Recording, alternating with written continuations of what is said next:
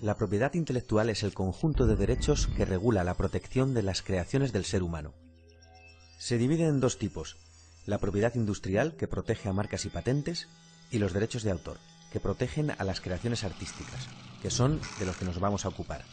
Según la ley española, son objeto de propiedad intelectual todas las creaciones originales literarias, artísticas o científicas, incluyendo libros, obras dramáticas y traducciones, composiciones musicales, obras cinematográficas, obras de pintura, fotografía y escultura, proyectos arquitectónicos y de ingeniería, y programas de ordenador.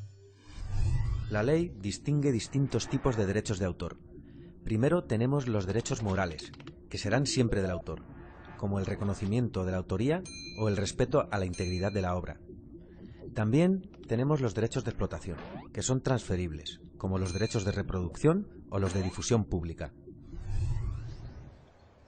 La ley determina también la duración de esos derechos de explotación. Es lo que se conoce como copyright. Actualmente la ley reconoce la protección de una obra hasta 70 años tras la muerte del autor, pasando esta entonces a dominio público. ¿Pero de dónde vienen este sistema y esta duración? Aunque por entonces legalmente no tenía dueño, la cultura se encontraba encerrada en los monasterios. Pero en 1439 Gutenberg inventó la imprenta, y esto lo cambió todo. La cultura empezó a circular.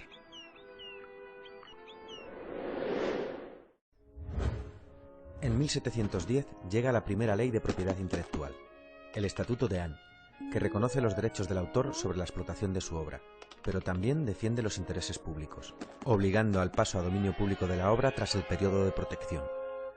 Tenía entonces una duración de 14 años, más otros posibles 14. Desde entonces, el desarrollo tecnológico ha ido posibilitando formas de copiar y difundir la cultura cada vez más rápidas y efectivas, y las duraciones del copyright han ido ampliándose sin cesar. 1710, 28 años. 1831, 42 años. 1909, 56 años.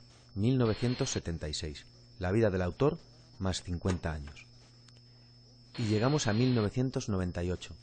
En este año vimos la última gran extensión del copyright, pasando este a una duración de la vida del autor más 70 años. Esta última extensión se produjo casualmente justo cuando un conocido ratón estadounidense iba a pasar a dominio público, y con él los cientos o miles de millones de dólares generados por su imagen.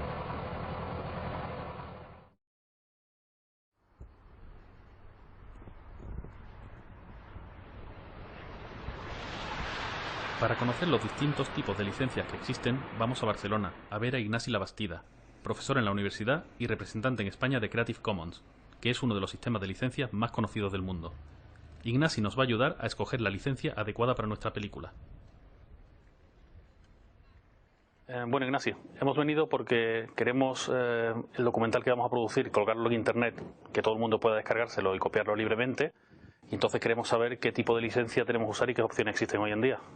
Pues a ver, si te quieres centrar en el tema de las licencias Creative Commons, hay otras licencias que más o menos tienen cosas parecidas. Tienes que tener claro primero que todas las licencias, las 6 que se ofrecen actualmente, permiten justamente la copia, reproducción, la distribución y la comunicación pública, siempre que no se busque una finalidad comercial.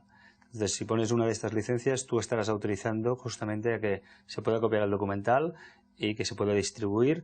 Y después la otra cosa que debes plantear también es si quieres permitir la transformación. A mí me interesa ese documental, pero solo una parte, y quiero crear otro documental a partir del tuyo, lo que se llama legalmente una obra derivada. Juntando todo esto tienes 6 opciones. Desde lo más restringido, no permitir obra derivada, no permitir usos comerciales, a lo más abierto, que sería permitir cualquier tipo de uso comercial y permitir cualquier tipo de modificación. De hecho, la ley dice una cosa, que es que tú no puedes ceder derechos. Parece ser que Creative Commons es el camino a seguir. Para decidir una licencia en concreto y conocer los detalles del proceso, volvemos a Madrid, a consultar a Javier de la Cueva, abogado experto en propiedad intelectual. Pues Javier, venimos de ver a Ignasi Labastida, de Creative Commons España, que nos está explicando los tipos de licencias alternativas que hay. Sí. Porque nosotros tenemos la intención de... ¿Qué le llamamos alternativas? Es verdad. Tienes razón. Pues otro tipo de licencias menos usuales, quizás, Sí. que el copyright. Y nosotros la intención que tenemos es nuestro documental poder colgarlo en internet y que todo el mundo tenga acceso a él. Vale, bueno, pues vamos a ver. Te comento, yo ya he visto el contrato que tenéis vosotros y entonces lo que te voy a dar son unos parámetros generales. Estos parámetros generales yo creo que mejor te los dibujo, porque la verdad es que es un tema que se entiende mejor con un gráfico. Mira, nosotros vamos a partir de aquí, ¿vale? Que este es el inicio. Y el inicio es que vosotros tenéis un contrato entre la productora, que sois vosotros, y Radio Televisión Española. Primero tenemos que analizar es si vuestro contrato